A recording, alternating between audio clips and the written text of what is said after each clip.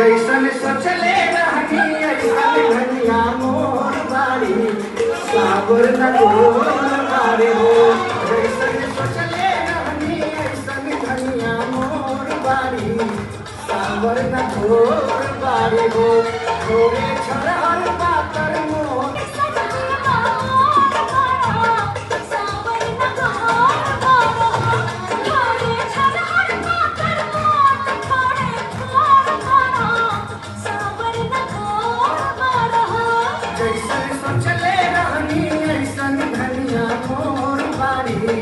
साबर न गोर बारे हो।